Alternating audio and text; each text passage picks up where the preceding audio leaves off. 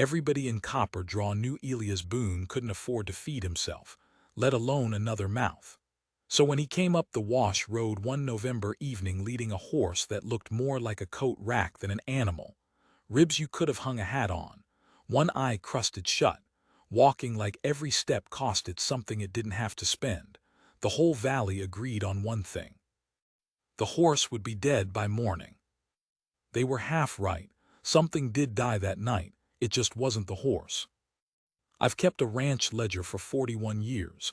Every calf, every debt, every hard winter written down in my own cramped hand. But there are 3 days in that ledger where I stopped writing numbers and started writing what I saw.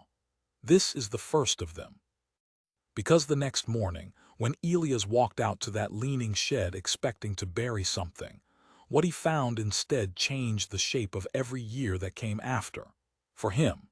And though I'd never have admitted it out loud, for me too. Stay with me, this one's worth the whole telling. The first time I saw the horse, I thought Elias had finally lost what little sense the good Lord had loaned him. I was standing on my own porch with a cold cup of coffee going colder, watching the light drain out of the sky the way it does in November, fast and mean, like somebody pulling a blanket off a sleeping man. And there, he came up the Wash Road below my place, that skinny boy in his dead father's coat, leading something on a frayed rope. I say boy. Elias was 26 that fall, but grief and poverty had done a peculiar thing to him, hollowed his cheeks and stooped his shoulders so he looked 40 from the side and about 14 from the front, when the light caught his eyes. I'd known him since he was small enough to ride on my knee. His father, Tom Boone, had been the closest thing I had to a friend out here, and when the fever took Tom 2 winters back, I told myself I'd keep an eye on the boy. I hadn't done much of a job of it. A man tells himself things. I set my coffee on the rail and squinted down the road, and what I saw made me forget the cold in my hands entirely. The horse, if you could call it that, was a wreck, a ruin. It came up the road one slow foot at a time, head hung so low its nose near dragged the dirt, and every rib stood out under the hide like the staves of an old barrel somebody'd left out in the weather. Its coat had been bay once, maybe. Now it was the color of dust and dried blood, matted in places, bald in others where the harness sores had gone raw and never healed. One eye was swollen shut and weeping. The other rolled white at the edges, that particular look a horse gets when it's stopped expecting anything from the world, but more of what it's already had. I have seen a lot of livestock in my life. I have seen animals starve in droughts and freeze in blizzards and die in ways that don't bear describing. And I want to tell you honestly, I had never seen anything so close to death still choosing to put one foot in front of the other. Elias wasn't riding it. He couldn't have. He was walking beside it, matching his pace to its stagger, his hand resting light on its neck, and every few steps his mouth was moving, talking to it. I was too far off to hear the words, but I knew that boy, and I'd bet my back 40 he was telling it something like almost there, easy now, just a little more. I want you to understand what a foolish thing this was. Elias Boone did not have enough hay in his barn to see his own 2 horses through the winter. I knew this because I'd loaned him a wagon load myself in October and watched him try to refuse it out of pride before hunger won the argument. His well pump was cracked. His fences were down in 3 places I could see from my own land. He owed money at the mercantile in town, and money to the bank in Ledger Springs, and money, though he didn't know I knew, to a hard man named Coarse Deller who bought up other men's debts the way some men collect knives. And here he came up the Wash Road leading home a 4th mouth, a dying one. I should have gone down. That's the part I put in the ledger later and looked at a long time. I should have walked down that road and said, Elias, son, that animal is done, and you keeping it alive one more night is just cruelty stretched thin. I should have said the sensible thing. I'm a sensible man. It's kept me alive out here where sensible men are the only kind that make it. But I didn't go down. I stood on my porch and watched him disappear up the track toward his leaning place, the horse a gray shape swallowed by the dark, and I told myself I'd check on him in the morning. I found out later how he'd come by the animal. It was Rel Truex told me, the man who runs the auction pens over in Ledger Springs, and he told it half laughing and half ashamed of himself. There'd been a horse sale that day, the kind they hold at the end of the season to clear out what won't be worth feeding through winter. Most of what comes through those pens is honest stock, a little worn, but there's always the bottom of the lot. The broken down, the lame, the too old, the used up. The ones that go for the killer's price, sold by weight to the men who render them down for hide and glue and tallow and worse. This bay mare had been at the very bottom of the bottom. 16, maybe 18 years old. Ruined by somebody's cruelty, Rel said her back bore the marks of a load no animal should have carried, and her mouth was torn from a bit somebody'd hauled on like they hated her. Nobody wanted her.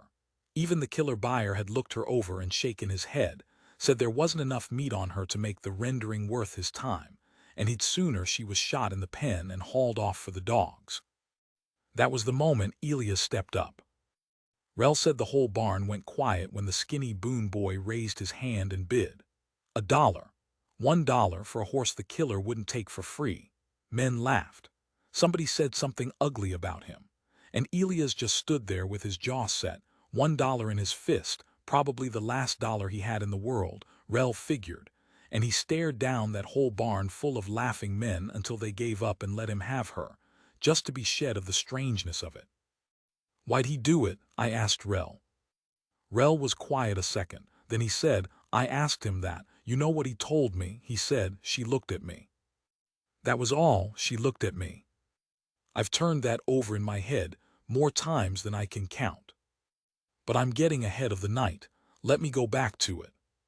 So Elias got that mare home in the last of the light, and here's what a man in his position had to do, and did. His barn was a lean-to, half a roof, one wall gone to rot. He couldn't put a freezing animal in a place like that, so he cleared out the little shed behind his house, the one his father had built as a smokehouse, tight and small and cornered against the north wind. He hauled out the tools and the junk of 2 winters' neglect, and he laid down what straw he had, which wasn't much, and he led that mare inside where at least the wind couldn't reach her. Then he did the thing that told me everything about him, when I heard it later. He had, in his whole possession, enough grain for maybe 3 days for his own 2 horses. Sensible thing.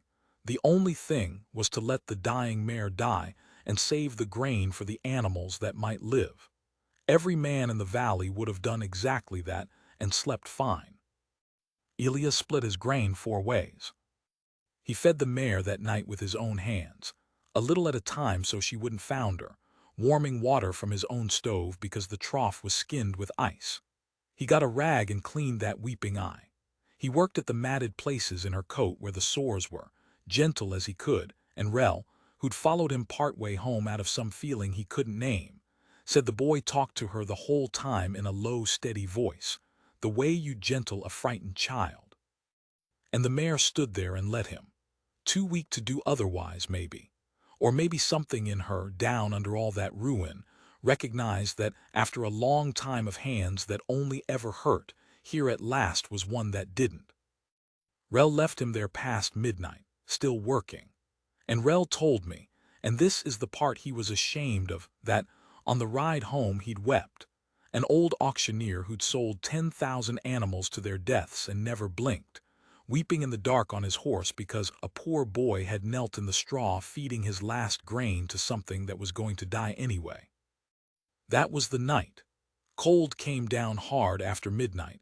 I remember waking to the wind and thinking, without letting myself dwell on it, that whatever was going to happen up at the Boone place had happened by now. I did not sleep well. I want to put that in honest. I lay in my bed, a warm man in a sound house. And I thought about that boy alone in a smokehouse with a dying horse and his last handful of grain gone. And I thought about his father. And I thought about all the mornings I'd meant to go down that road and hadn't. I got up before light, told myself it was the wind woke me, made coffee I didn't drink, and a little after dawn I saddled my own horse and rode down the Wash Road to the Boone place, not knowing what I'd find and afraid I knew. The valley was white with the first hard frost of the year. My breath hung in front of me. The world was that flat gray blue it gets before the sun clears the ridge, and everything was still, the particular stillness of real cold, where even the birds hold off. I came up over the little rise above his place, and I stopped my horse and I looked down. And I want to tell you what I saw because I have never told it right, not even in the ledger, and I've had years to try. The smokehouse door stood open, and in front of it, in the white frost, in the first thin gold of the rising sun, Elias was standing with his hands over his mouth. And beside him stood the mare, standing on her own 4 feet, head up. Now you have to understand, I'd seen that animal the evening before. I'd watched it come up the road with the last of its life leaking out of it. And I am telling you on my honor that the horse standing in that frost was not a horse that should have been standing. It should have been down in the straw, cold and stiff by morning. That was the sensible outcome. That was the only outcome. I'd bet my whole ranch on it, and I'd have won that bet 999 times out of 1,000. But there she stood, ribs still showing, coat still ruined, that bad eye still half shut. Nobody's picture of a saved horse, not a miracle in any way a painter would recognize. She just wasn't dead. And more than that, because a horse can be alive and empty, I've seen that too. More than that, she had her head up. Her one good eye was open and it was pointed at Elias, and her ears, both of them, were turned forward toward the boy, toward him. That small thing. Any horseman will tell you what it means when a beaten animal turns its ears toward a man instead of laying them flat or holding them back in fear. It means she decided he was worth listening to. It means, in the only language a horse has, that she'd chosen him. I sat my horse up on that rise a long moment, long enough that the sun cleared the ridge and threw everything into hard gold light, and the frost began to smoke off the ground in the warmth of it. I watched Elias take his hands down from his mouth, slow, like he was afraid moving too fast would wake him out of it. I watched him reach out. I watched that ruined mare, who'd had every reason a living thing can have to flinch from a human hand. I watched her lower her head into his palm, willing, and lean the weight of her skull against his chest. And the boy folded down around her neck and cried. I turned my horse around. I'll be honest with you about that because I've been honest about the rest. I turned my horse around and I rode back up the rise, and I did not go down to him. Some things a man ought not to walk in on. What was happening in that frost between the poor boy and the dying horse, it wasn't mine. It wasn't anybody's. It was theirs. I rode home slow, and when I got there I sat down at my desk with my cramped old ledger, the one that's got nothing in it but numbers and debts and the arithmetic of a hard life. And for the first time in 41 years, I turned to a clean page, and I didn't write a number. I wrote down what I saw. I wrote it down because I had a feeling, sitting there with my cold pen, that I'd witnessed the front edge of something. That the morning wasn't the end of a story about a poor cowboy and a starving horse. That it was the beginning of one. And I was right about that, God knows, righter than I wanted to be. Because everything came for that boy in the months after. The debt came, and the hard man Deller came, and the winter came worse than any of us had bred cattle through, and there was a night out on the north pasture I still can't think about straight. But that's further down the road. That morning all I knew was what I'd seen. A boy who had nothing and had spent it. A horse that should have died and hadn't.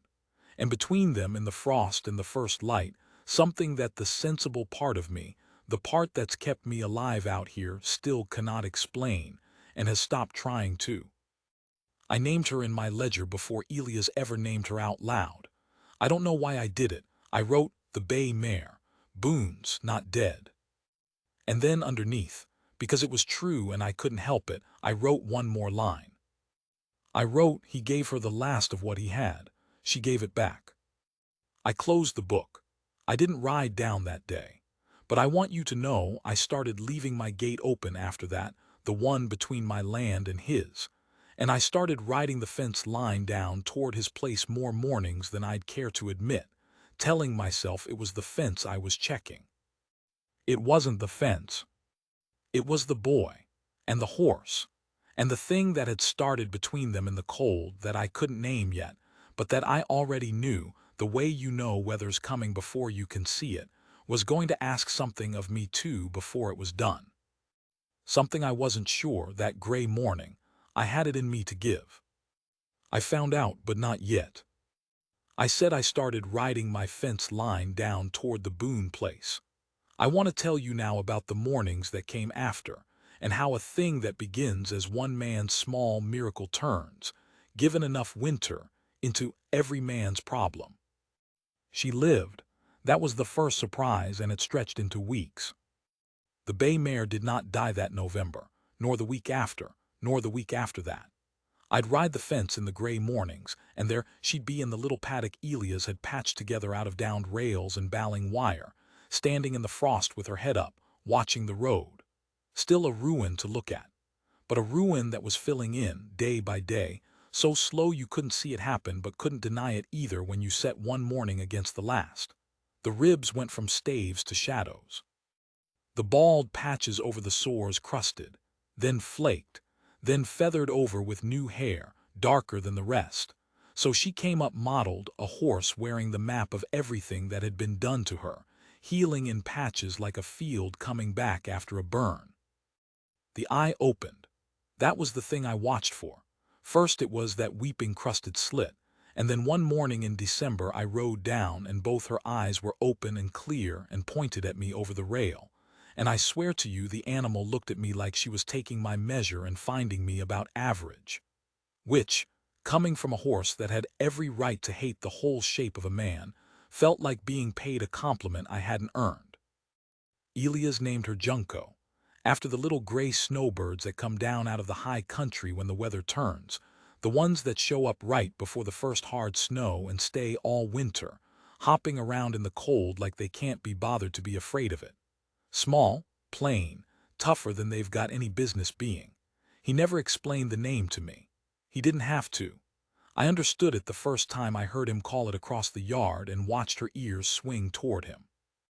I ought to tell you what was happening to the boy while the horse healed, because they were healing the same, and I didn't see it right away. Elias had gone into himself when his father died. I said before, grief and poverty had hollowed him, but it was more than that. He'd stopped looking a man in the eye. He took the hay I loaned him and the words I gave him with his head down and his answers short, and I'd thought, God forgive me, that the Boone line was just petering out.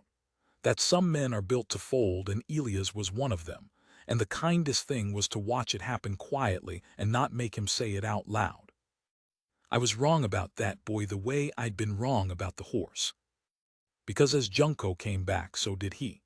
I'd ride down and find him doing things a folding man doesn't do, mending the paddock proper, not just wiring it, splitting wood past what his own stove needed and stacking the extra clean and square the way his father used to, and talking first to the horse and then when I'd stop at the rail to me, little at a time, about the weather, about the mare's feet, about a hawk he'd seen, nothing that mattered, everything that mattered. One morning he looked up at me across the rail and said, "She stood for the farrier yesterday, whole time, didn't pull a foot once." And he grinned, actually grinned, this boy I'd half buried in my mind, and it took 10 years off him standing there in the cold. "You should have seen her, Mr. Hale, she just stood." I said something gruff. I don't remember what, but I rode home thinking about it, and I understood then what I hadn't before, that the horse hadn't just given the boy something to feed. It had given him something to save. And a man who's saving something can't afford to be folding at the same time. The two won't fit in one body. Junco had crowded the folding out of him, an inch at a time, the way she'd filled in her own ribs. I wrote that in the ledger. The mare is saving the boy back, or they're doing it to each other. Same thing, I expect. That was the good part of that winter. I've drawn it out because I want you to have it whole before I tell you the rest. Because the rest came, and it came the way trouble always comes out here, not all at once, but by the small degrees, so you don't see it for what it is until it's already sitting in your yard. The first of it was course Deller. I told you Elias owed money he didn't know I knew about. Debt his father had taken on in a bad year and hadn't cleared before the fever, and Deller had bought that paper the way he bought all such paper, cheap, off men who'd rather have a little sure money than a lot of maybe. Deller wasn't a rancher. He didn't raise a thing but the interest on other men's misfortune. He was a wide, soft-looking man with small, dry hands, and a way of talking that was all politeness on the top and all iron underneath. And every hard-luck family in 3 Valleys knew the sound of his buggy coming up their road. His buggy came up the Boone Road in January. I wasn't there for it. I heard it after, some from Elias and some from Rel, who heard it from a man who'd been at the Mercantile when Deller stopped in town. But I've put it together, and it went about like this. Deller sat in his buggy in the Boone yard, didn't get down, never got down, made a man come to him, and he told Elias all polite that the note was called. The whole of it. His father's debt and the interest it had bred over 2 winters due now in full by the 1st of March, or Deller would take it out in property. Meaning the land. Meaning the 200 acres of copper draw that Tom Boone had broken his back on, and his father before him. The only thing Elias had left in the world that his people had made. And here is where the horse comes back into it because Deller had heard the story. Everybody had.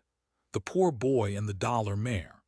And Deller, sitting up in his buggy with his small, dry hands folded, looked over at Junko in her paddock, filling out now, standing with her head up, and he said a thing that Elias told me about only once late and never again. He said, "That's a well-bred mare under all that. Cleaned up, she'd fetch a good price. Tell you what, son, you hand me that horse and I'll take 3 months off the note. Call it a gesture." Now you have to see the trap in it. It wasn't a gesture. 3 months off a note Elias couldn't pay in 12 was nothing, was less than nothing, was a way of making the boy complicit in his own robbing. But Deller wanted the horse, not for the money. I've thought about this a great deal. Course Deller had spent his life buying up the things men loved when they were weakest, and here was a thing a boy loved more than anything he had left. And Deller wanted it the way that kind of man always wants the one thing that isn't for sale, because it isn't for sale, because owning it would prove that nothing is. Elias said no. He said it, from what I gather, quiet and immediate, no hesitation, standing in his own frozen yard with his ruin of a horse behind him and his land under his feet, and a debt he had no earthly way to pay coming due in 6 weeks. A sensible boy would have taken the deal, would have told himself the horse was just an animal, that the land was what mattered, that you don't drown holding onto something you can let go of. Every reasonable bone in a body says take the deal. He said no. And Deller, Elias told me this part with a look on his face I didn't like. Deller smiled. Like he'd gotten the answer he wanted. Like the no was worth more to him than the yes would have been, because now he knew exactly where the boy's heart was, and a man like Deller has never once in his life learned where another man's heart is without meaning to reach in and squeeze it. 1st of March, Deller said, and clucked to his buggy horse and rolled on out of the yard. I found out about the whole business the way I found out about most things, sideways, later, in pieces. And when I'd finally put it together, I sat a long time at my desk and I did some arithmetic I didn't like. Because here's the thing I have to confess to you now, and it's the reason this is my story and not just the boys. I could have paid it. Not easy, not without it hurting. 41 years I'd been careful out here, and careful men have a little set by, and I had enough set by that I could have covered Tom Boone's debt and Deller's interest both and not gone under doing it. Tight, but not under. I ran the numbers in my ledger 3 times like they might come out different, and they came out the same each time. I had it. I could pay the boys way clear. And I sat there, and I did not decide to. I want to be honest about why, because I've had a long time to be honest with myself about it and it doesn't flatter me. Part of it was ordinary. A careful old man doesn't like to spend what he spent his life keeping. That's real and it's small and I'll own it. But under that was something worse, and it took me a while to find the bottom of it. I was afraid. Not of the money, of what came after the money, because I understood sitting there that if I paid that boy's debt I was in it.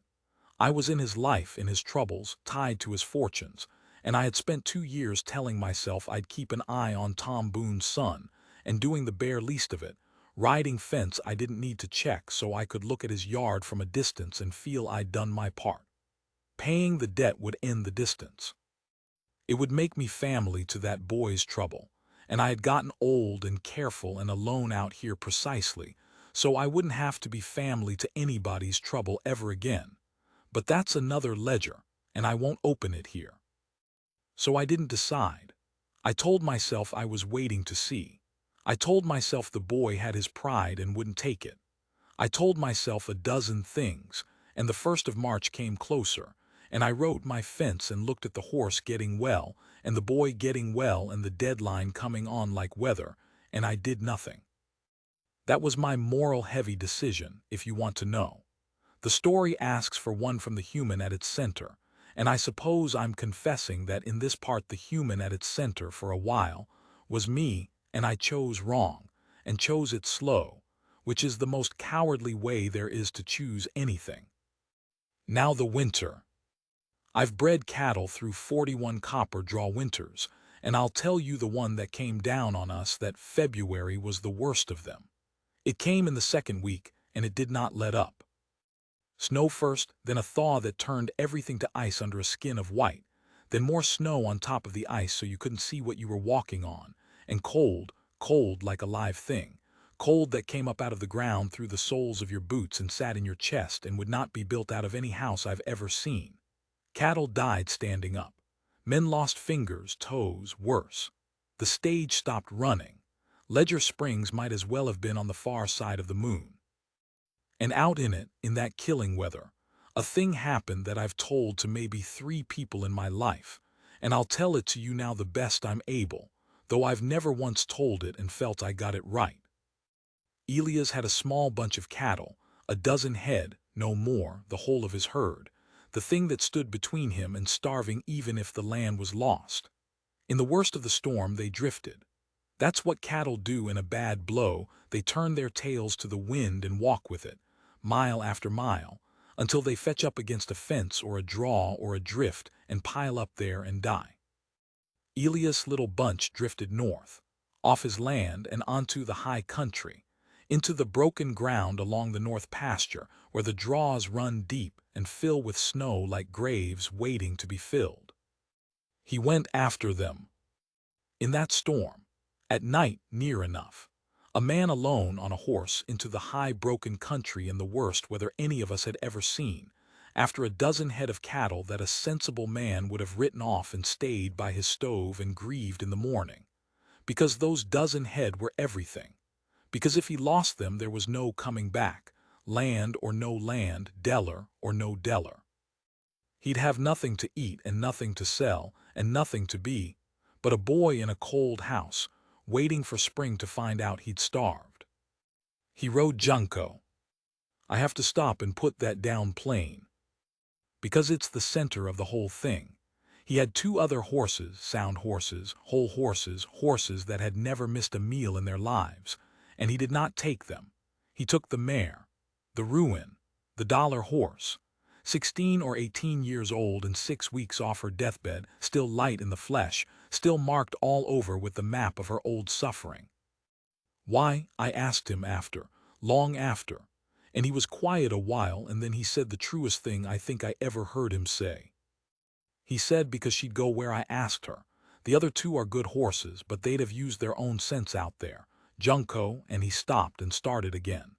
Junco doesn't have any sense about me. She just goes. I ask and she goes even when it's stupid, especially when it's stupid. And then he looked at me and said, "That's not a thing you can breed into a horse, Mr. Hale.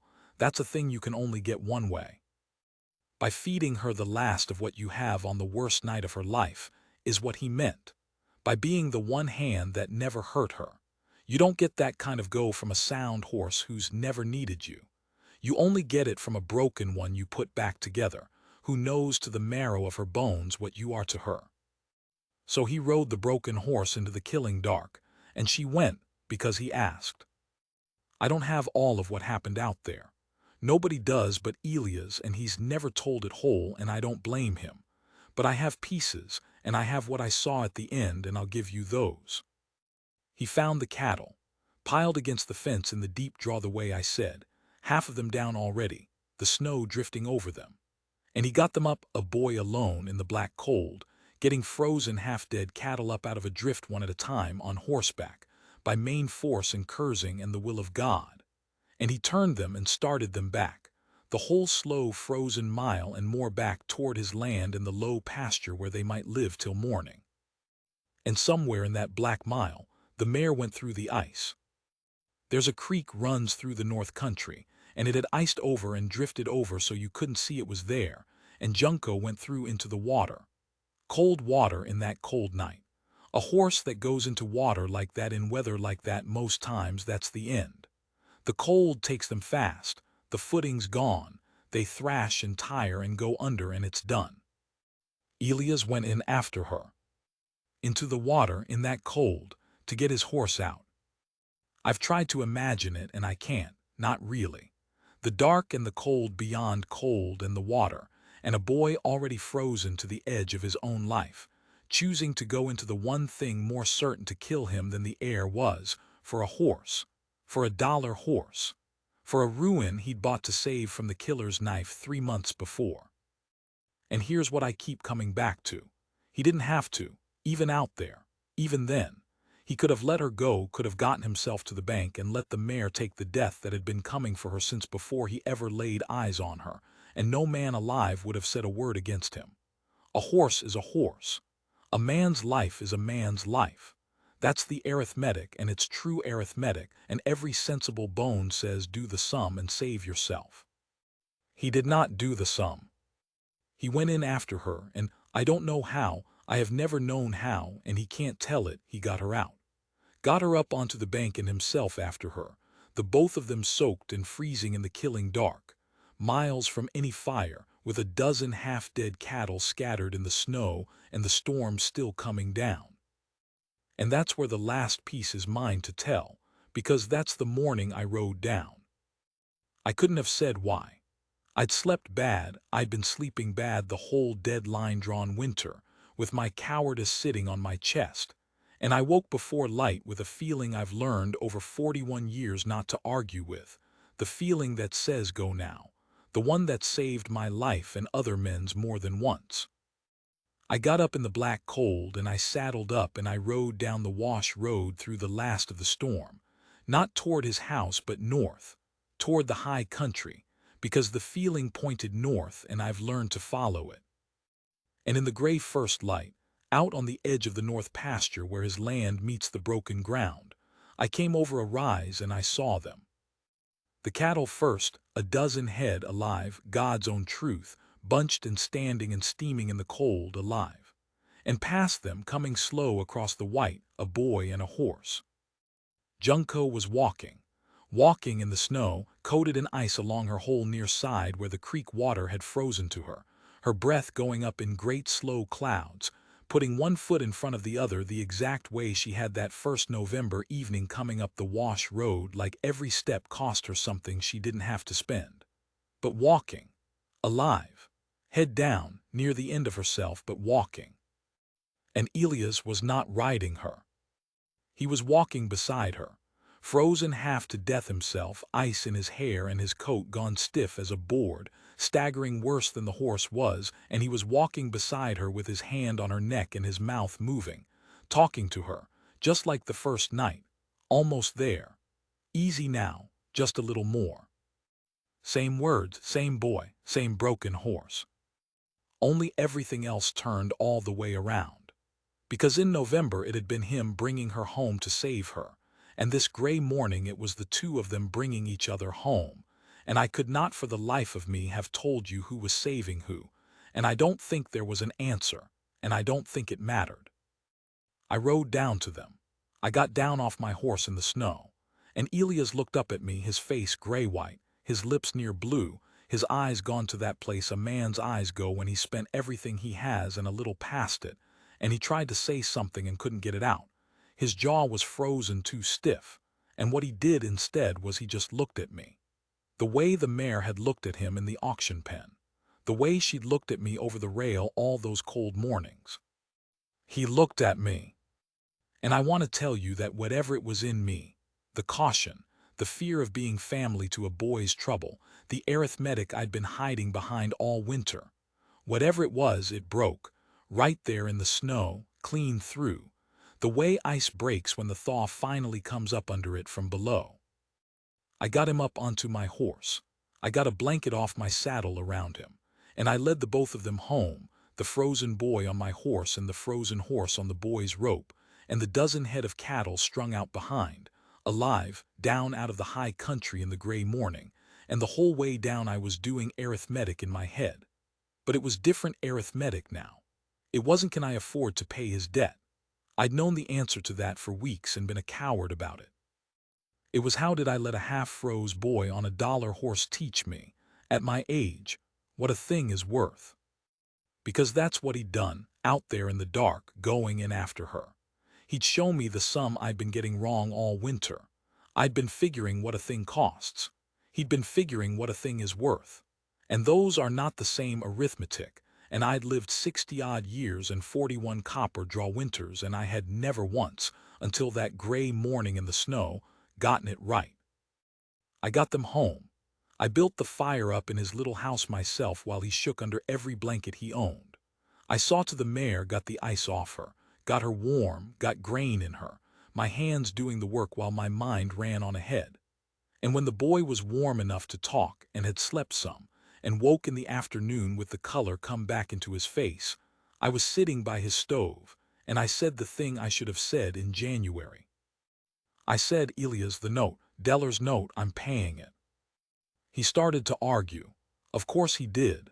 His pride came up out of him even half frozen, and he started to say he couldn't take it, couldn't let me, would find a way. And I said, son, you went into the water after that horse. He stopped.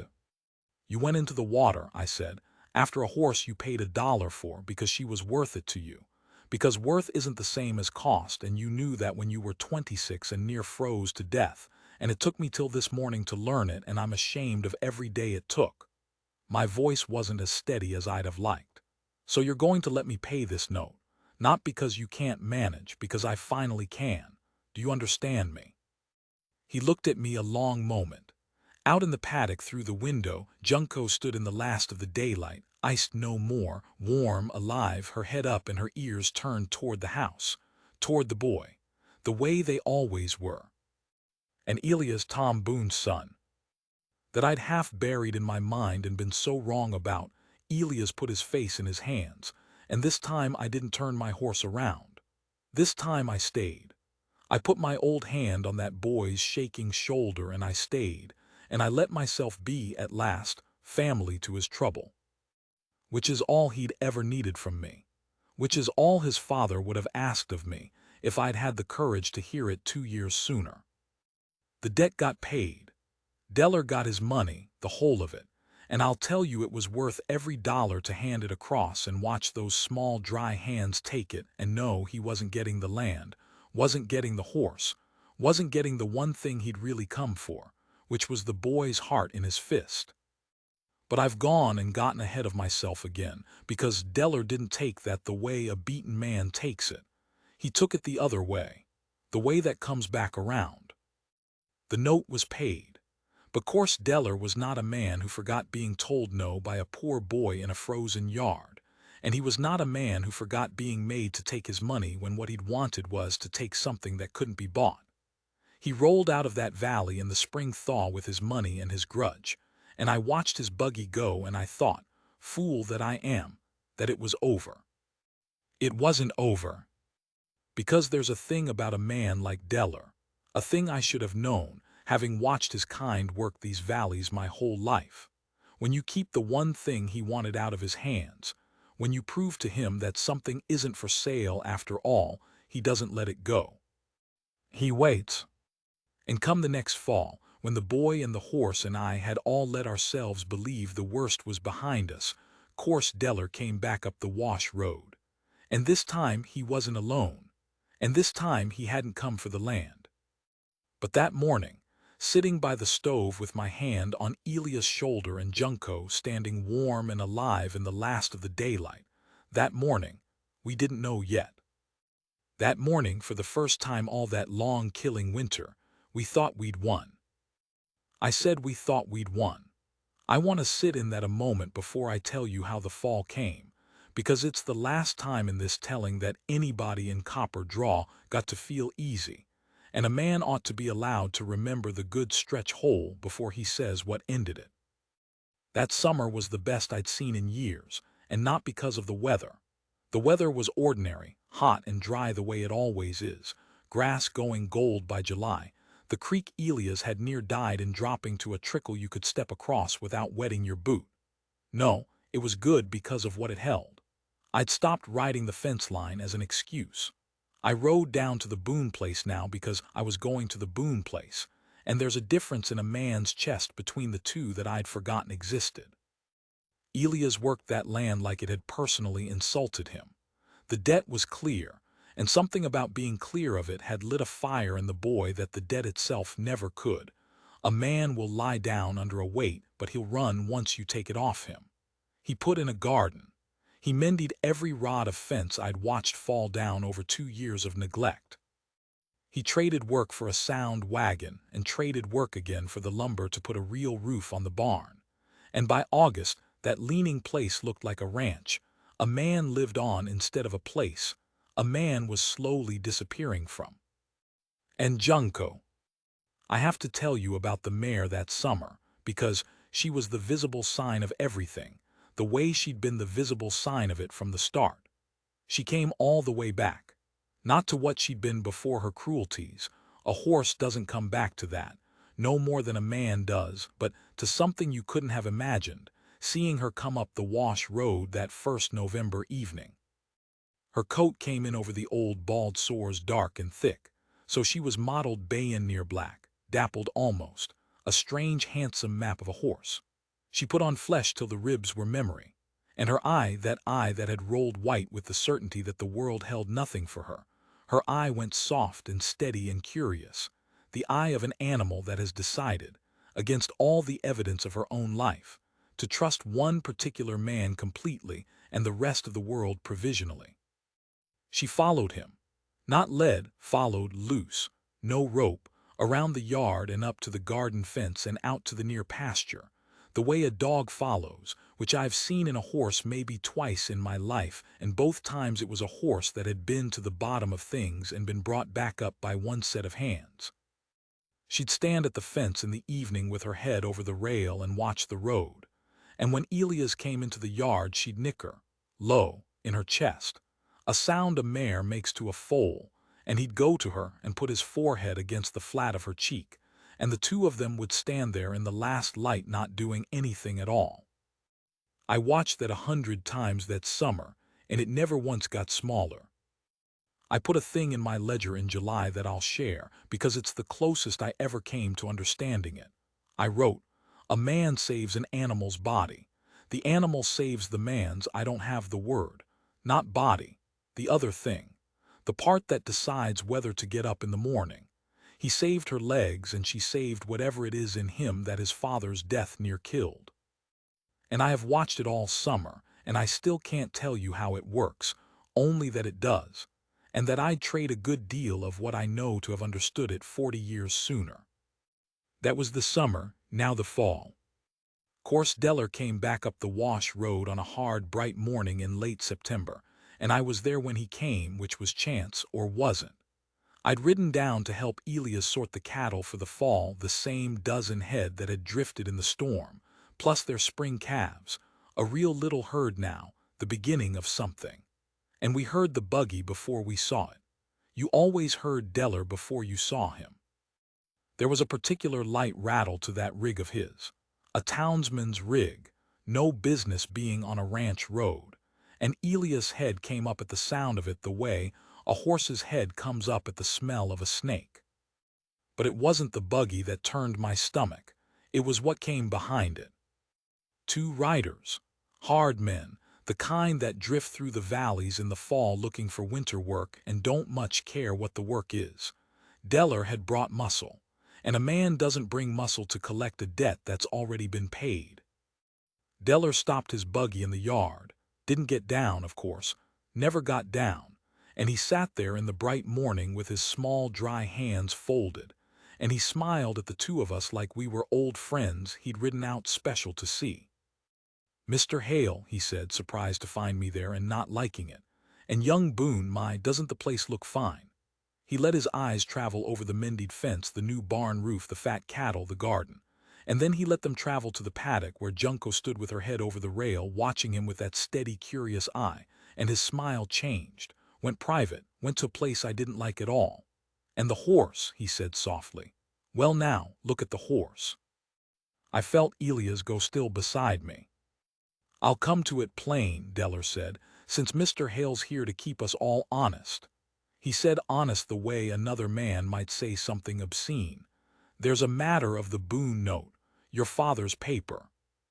"Paid," Elias said. His voice was steady. I was proud of him for that. "You took the money yourself in the spring." "I took a payment," Deller agreed, pleasant as poison, "on the principal and the interest as reckoned to March, but I've had my man go back over the accounts." He drew a paper from his coat, slow, savoring it. "And it appears there was a further sum, late interest, compounding from your father's original default, which, you'll find if you read the paper close, and I always read the paper close, accrues by a schedule most men never trouble to check." He held the paper out, though he knew neither of us would take it, knew we couldn't have made head or tail of the figures on it if we did. "There's a balance yet, young Boone, a considerable one, and it's come due." It was a lie. I want to say that plain. Not a lie in the numbers. Deller was too clever to lie in the numbers. The numbers were probably real, some vicious little clause that had been sitting in Tom Boone's paper like a splinter working its way to the bone. It was a lie in the meaning. The debt had been paid the way any decent man reckons a debt, and Deller had smiled and taken the money and gone away, and then he'd sat all summer picking through the paper for a way back in, because he had never once wanted the money. He'd wanted what the money couldn't buy, and now he'd found his way back to it. Because here it came. He turned that private smile toward the paddock again.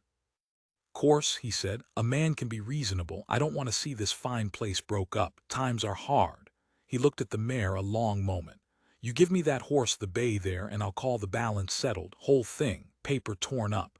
You'll never hear the name Deller again." He spread his small dry hands, reasonable as Sunday. "One horse, son, against everything you've built. That's not even a hard sum." And there it was, the whole ugly shape of it, come clear at last.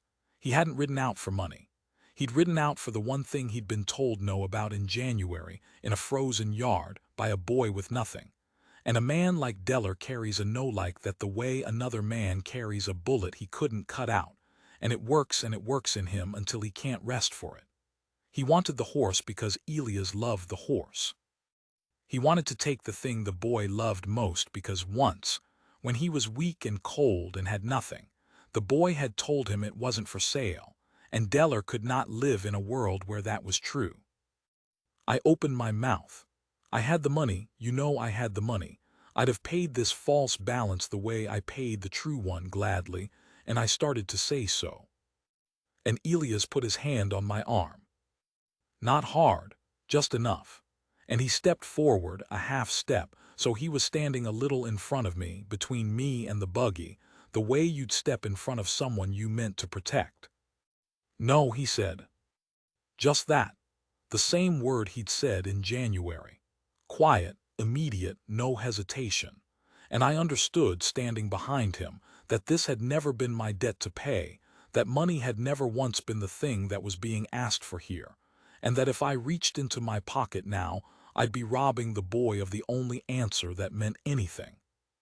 "You can't pay it," Deller said, and his voice had gone flat, the pleasantness draining out of it, the iron showing through. "You know you can't, not this figure. You'll lose the place, all of it. The land your daddy broke, the roof you just put on that barn, every acre and every head for one horse. He leaned forward in his buggy, and the two hard men behind him shifted in their saddles, and the morning went very quiet. For a horse you paid $1 for. $1, Boone. Think on what you're doing.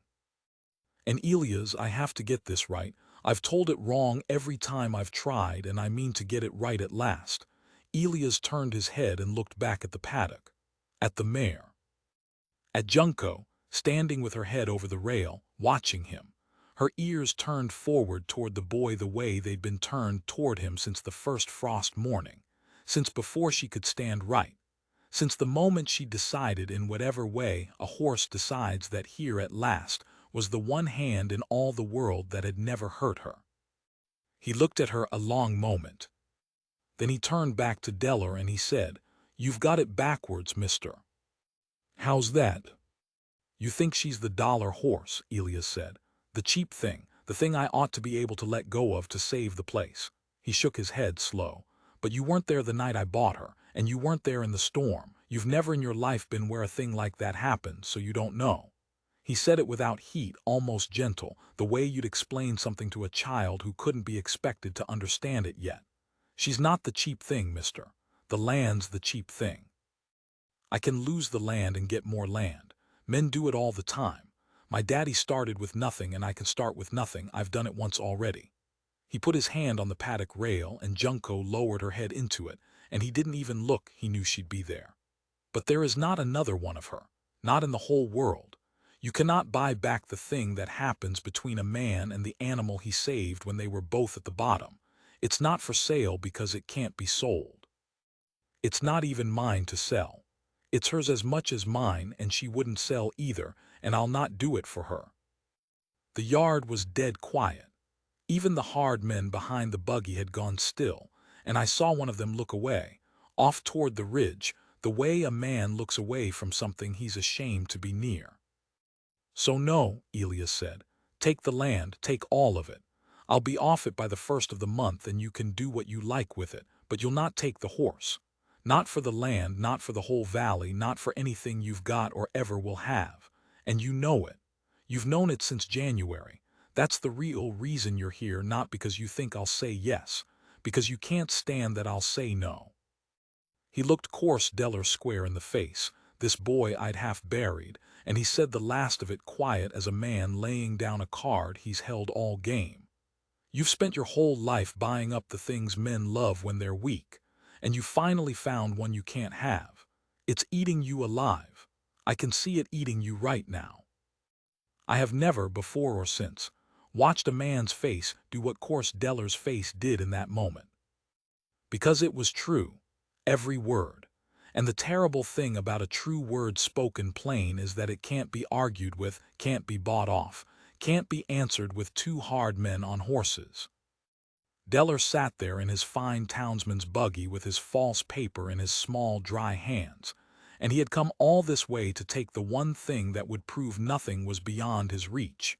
And a poor boy had just told him, gently, in front of witnesses, that he'd failed, that there existed in the world a thing his money couldn't touch, and that Deller would carry the knowledge of it to his grave. He didn't say anything for a moment. Then he folded the paper, slow, put it back in his coat. "You're a fool," he said, but the iron was gone out of it. There was something else under it now, something I almost, God help me, almost pitied. "You'll be off that land in a month, and you'll have nothing but a broke-down mare to show for it, and you'll spend the rest of your life a poor man. And for what?" "For that," Elias said, and nodded toward the paddock where the mare stood warm and alive and watching. "Same as before, for that."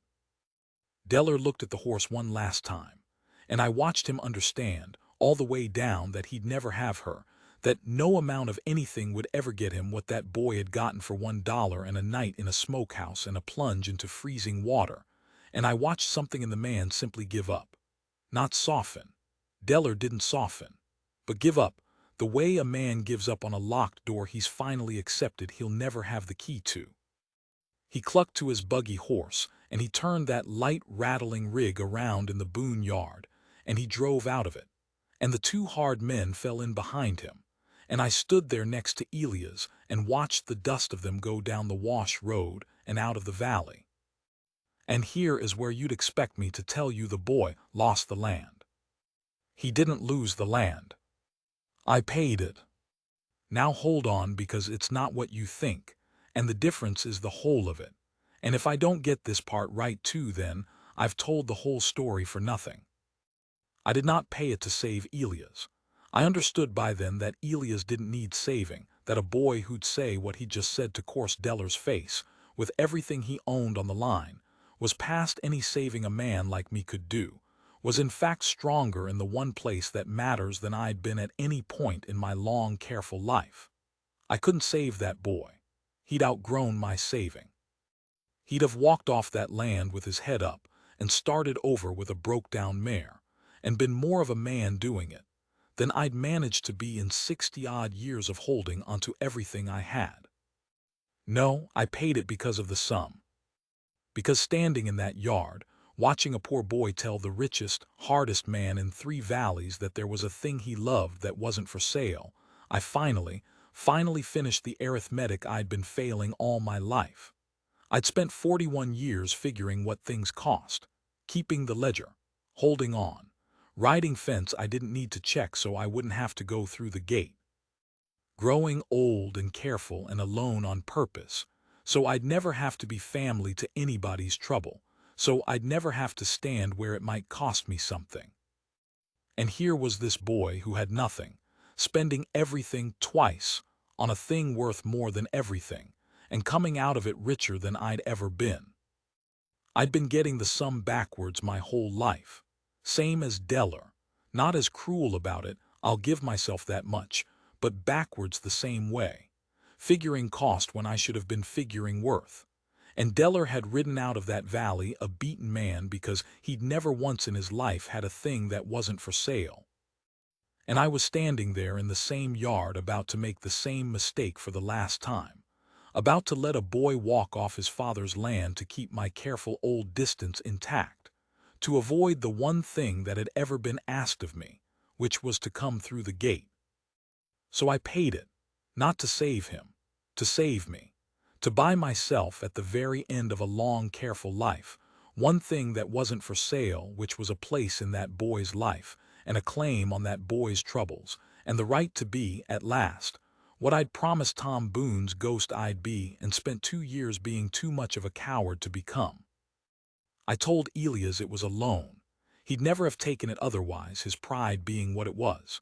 We drew it up proper, terms and all, and he's paid it back over the years, near every cent, stubborn as his mare about it. But between him and me and this ledger, it was never a loan. It was the price of my own soul, and it was the best money I ever spent, and I got it at a bargain, the way Elias got the mare. That was 6 years ago. I'm an old man now, older than I was, and my hands gone shakier on the pen, and I don't ride the fence line anymore because I don't need an excuse to go down to the Boone place. I go down as family, which is what I bought with Deller's false debt and never once regretted.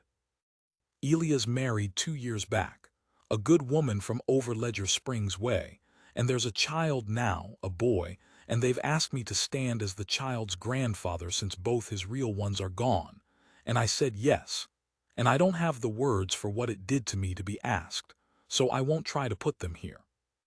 The ranch has grown.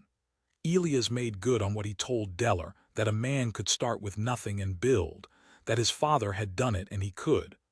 Only he didn't have to start with nothing, because of the loan that wasn't a loan, and he's built something real, something that'll outlast him, something with a family in it and a future. And Junko, I have to tell you about the mare, because she's where this started and she's where it has to end. She's old now, truly old, past 20, well past, ancient for a horse, and nobody knows how many years exactly because nobody ever knew where she came from before the bottom of that auction lot. She's mostly retired. She doesn't work the cattle anymore. Her legs have stiffened and her back swayed with the years. But she's got the run of the place, and she follows Elias still, slower now. And in the evenings she stands at the paddock rail with her head over it and watches the road, the way she has for 6 years. And when the boy comes into the yard, she knickers that low knicker in her chest, and he goes to her and puts his forehead against the flat of her cheek. I watched them do it just last evening. That's what's got me writing all this down at last, I suppose. I watched them in the last light, the man and the old mare, standing there not doing anything at all, the way I've watched them 1,000 times, and I understood with the particular clarity that comes to a man at the end of things that I won't get to watch it many more times. Not because of the mare, because of me. My own last light's coming on, and I can feel it, the way I've always been able to feel weather coming before I could see it. And I found I wanted to set it down. All of it. The whole telling. The poor cowboy and the starving horse and the morning that changed everything and the winter and the water and Deller and the sum I got backwards my whole life and got right, at the very end, standing in a yard watching a boy who had nothing teach me what a thing is worth. Because somebody ought to have it written down. Somebody ought to know that it happened, that out here, in a poor valley, a broke-down boy paid $1 for a horse the killer wouldn't take because she looked at him, and fed her the last grain he had, and went into the freezing water after her, and told the hardest man in 3 valleys that she wasn't for sale, and lost his land over it, and would have walked off with his head up if a foolish old neighbor hadn't finally learned, at the 11th hour, to come through the gate. Junko won't last the winter, I don't think.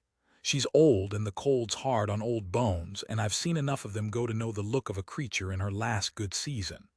Elias knows it too. He hasn't said it, but I've watched him these last weeks, watched how he goes to her a little more often, stands with her a little longer in the evenings, presses his forehead to her cheek a beat past when he used to turn away. He knows. And when it comes, this winter, or the next, or whenever the cold finally asks of her what she hasn't got left to give, I already know what he'll do, because I know the boy, and I know the sum he's always figured right that I figured wrong so long. He won't sell her body to the renderer the way she was near sold the day he bought her. He won't do the practical thing, the sensible thing, the thing the ledger would tell a careful man to do. He'll bury her, on the land she near froze to save. Up on the north pasture, I'd guess, near the creek, where the thing between them was tested in the water and held. And he'll do it in the cold with his own hands the way he does everything, and it'll cost him a day's work and a good deal more than that, and it won't be sensible, and it won't be for sale, and it'll be worth every bit of what it costs him. I won't be far behind her, I think. I've made my peace with that.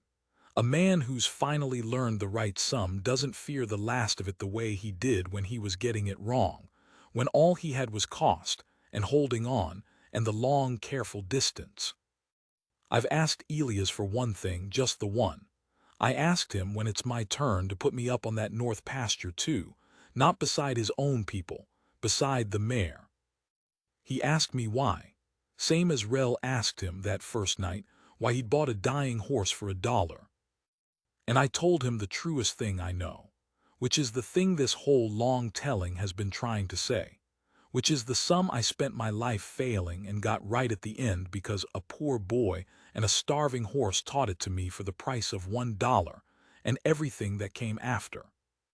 I said, because she taught me what I was worth, son, and you taught me what to spend it on.